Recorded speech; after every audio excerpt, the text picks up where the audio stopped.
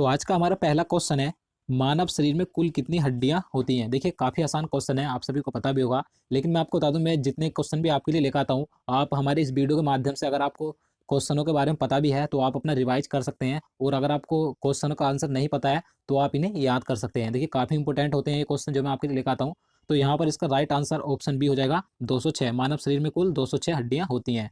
Next question देखते हैं, नवजात शिशु में हड्डियों की संख्या लगभग कितनी होती है। देखिए ये दूसरा क्वेश्चन भी काफ़ी इंपॉर्टेंट है, क्योंकि ये रेलवे ग्रुप डी और रेलवे एएलपी एग्जाम में 2 से 3 बार पूछा जा चुका है। तो आपको ध्यान रखना है कि नवजात शिशु में हड्डियों की संख्या लगभग कितनी होती है, 300 होती है। तो यहाँ पर इसका राइट आंसर ऑप्शन सी हो जाएगा 300। आपको ध्यान रखना है, नवजात शिशु में हड्डियों की संख्या लगभग 300 होती है।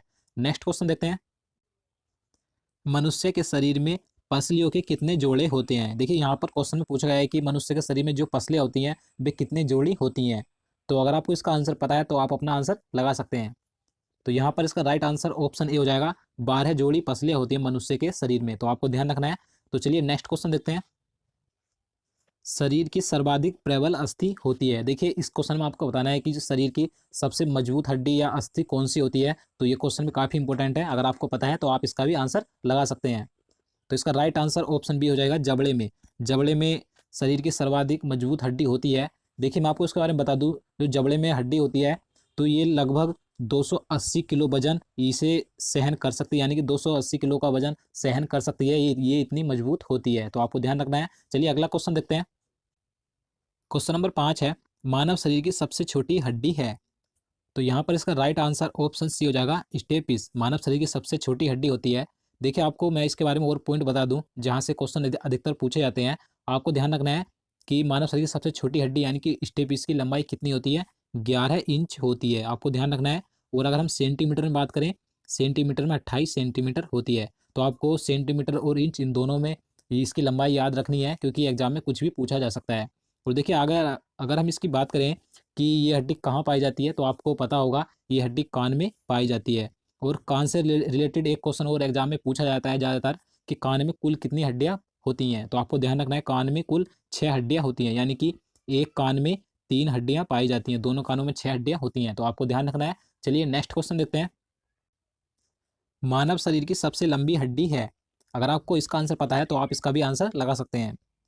तो इसका राइट आंसर ऑप्शन डी हो जाएगा, फीमर। मानव शरीर की सबसे लंबी हड्डी होती है। और अगर हम बात करें कि ये हड्डी कहाँ पाई जाती है, तो जांघ में ये हड्डी पाई जाती है। आपको ध्यान रखना है। चलिए नेक्स्ट क्वेश्चन देखते हैं, ह्यूमरस अस्थि कहाँ पाई जाती है। आपको बताना है कि ये जो अस्थि हड्डी होती है ह्यूमरस, ये मानव शरीर के किस अंग में पाई जाती है। तो यहाँ पर इसका राइट आंसर ऑप्शन सी हो जाएगा, ऊपरी भुजा। देखिए जो हाथ होता है तो हाथ की जो ऊपरी भुजा होती है वहां पर ह्यूमरस अस्थि पाई जाती है। अगला क्वेश्चन देखते हैं, टीबिया नामक हड्डी किसमें पाई जाती है। तो इसका राइट आंसर ऑप्शन बी हो जाएगा, टांग। टांग में पाई जाती है टीबिया नामक हड्डी। आपको ध्यान रखना है। चलिए अगला क्वेश्चन देखते हैं, क्वेश्चन नंबर 9 है, दांतों तथा हड्डियों में पाए जाने वाला तत्व है। आपको 4 ऑप्शन दिए गए हैं, अगर आपको इसका आंसर पता है तो आप अपना आंसर लगा सकते हैं। तो इसका राइट आंसर ऑप्शन सी हो जाएगा, कैल्शियम व फास्फोरस दांतों तथा हड्डियों में पाया जाता है। ये वेरी इंपॉर्टेंट है, ये क्वेश्चन कई बार एग्जाम में पूछा गया है, तो आपको ध्यान रखना है।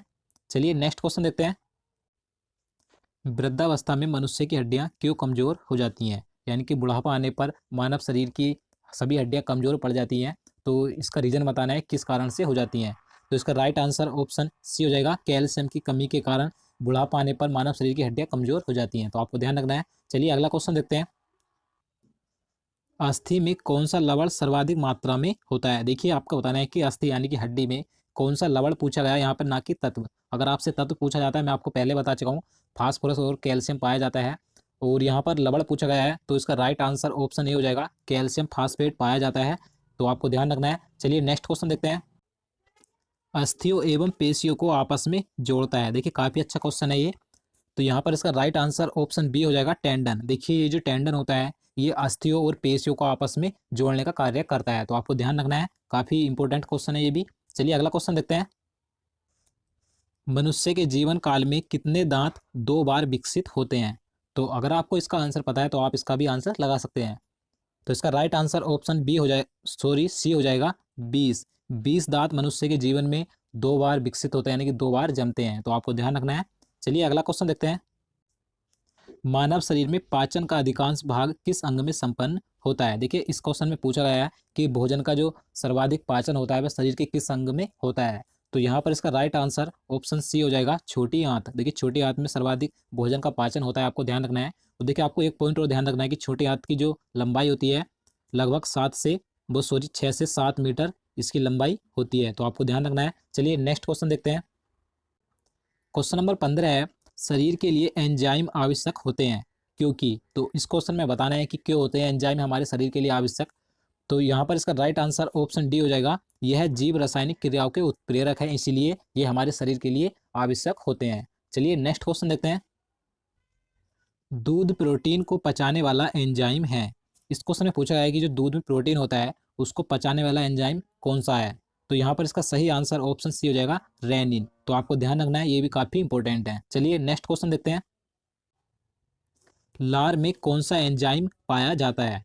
तो यहाँ पर इसका सही आंसर ऑप्शन बी हो जाएगा, टाइलिन नामक एंजाइम पाया जाता है जो हमारे मुख में लार होती है। तो आपको ध्यान रखना है। देखिए मैं आपको पिछले क्वेश्चन में एक पॉइंट बताना भूल गया, दूध में जो प्रोटीन पाया जाता है, तो आपको ध्यान रखना है दूध में केसीन नामक प्रोटीन पाया जाता है। तो ये क्वेश्चन भी कई बार एग्जाम में पूछा जाता है कि दूध में कौन सा प्रोटीन पाया जाता है, तो आपको ध्यान रखना है केसीन नामक प्रोटीन पाया जाता है दूध में। चलिए अगला क्वेश्चन देखते हैं। क्वेश्चन नंबर 18 है, लार किसके पाचन में सहायक होती है? तो ये स्टार्च के पाचन में सहायक होती है, तो इसलिए यहाँ पर इसका सही आंसर ऑप्शन बी हो जाएगा, स्टार्च। अगला क्वेश्चन देखते हैं। पित्त निम्न में से किसके द्वारा पैदा किया जाता है? देखिए ये क्वेश्चन कई बार एग्जाम में पूछा जाता है और आपसे आने वाले एग्जाम में कभी भी पूछा जा सकता है। तो यहाँ पर पूछा गया है कि पित्त किसके द्वारा पैदा किया जाता है या पित्त कहाँ से स्त्रावित होता है। तो इस प्रकार के दो क्वेश्चन पूछे जाते हैं, स्त्रावित ही पूछ लिया जाता है। तो आपको ध्यान रखना है कहाँ से स्त्रावित होता है, ये यकृत से स्त्रावित होता है, यानी कि यकृत से पैदा होता है। तो आपको ध्यान रखना है। तो अगला क्वेश्चन देखते हैं। पित्त जमा कहाँ होता है? देखिए इससे पहले क्वेश्चन में हमने बात की थी कि पित्त कहाँ से स्त्रावित या पैदा होता है। इस क्वेश्चन में पूछा गया है कि यह कहाँ जमा होता है या कहाँ इकट्ठा होता है। तो ये पित्ताशय में जमा होता है, तो यहाँ पर इसका सही आंसर ऑप्शन ए हो जाएगा, पित्ताशय में। तो आपको ध्यान रखना है। तो अगला क्वेश्चन देखते हैं। मानव हृदय में कितने कोष्ठक होते हैं? तो आपको बताना है कि मानव हृदय में कितने कोष्ठक यानी कि चैम्बर होते हैं। तो 4 चैम्बर होते हैं, तो यहाँ पर इसका सही आंसर ऑप्शन सी हो जाएगा, 4। अगला क्वेश्चन देखते हैं। क्वेश्चन नंबर 22 है, रुधिर दबाव यानी कि ब्लड प्रेशर मापक यंत्र कौन सा है? देखिए आपने देखा होगा कि किसी व्यक्ति का ब्लड प्रेशर हाई हो जाता है या लो हो जाता है, तो इस क्वेश्चन में वही पूछा गया है कि उसमें किस यंत्र का उपयोग किया जाता है।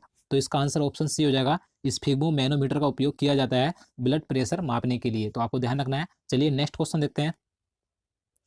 दौड़ लगाते समय मनुष्य का रक्तचाप। इस क्वेश्चन में बताना है कि दौड़ लगाते या दौड़ते समय मनुष्य के रक्तचाप में क्या परिवर्तन होता है। तो रक्तचाप हमेशा बढ़ जाता है दौड़ते समय, तो इसलिए यहाँ पर इसका सही आंसर ऑप्शन ए हो जाएगा, बढ़ जाता है। नेक्स्ट क्वेश्चन है, मानव शरीर का रक्त बैंक यानी कि ब्लड बैंक किसे कहा जाता है? तो यहाँ पर इसका सही आंसर ऑप्शन ए हो जाएगा, प्लीहा, यानी तिल्ली भी बोला जाता है। आपको ये दोनों नाम ध्यान रखने हैं। आपसे एग्जाम में प्लीहा ना देकर आपको तिल्ली भी दे सकता है, तो इसलिए आपको दोनों नाम याद रखने हैं। प्लीहा या तिल्ली को मानव शरीर का रक्त बैंक या ब्लड बैंक कहा जाता है। नेक्स्ट क्वेश्चन देखते हैं। रक्त का लाल रंग निम्न में से किसके कारण होता है? आपको बताना है कि रक्त यानी कि ब्लड का लाल रंग किसके कारण होता है। तो इसका सही आंसर ऑप्शन बी हो जाएगा, हीमोग्लोबिन के कारण हमारे शरीर में रक्त का लाल रंग होता है।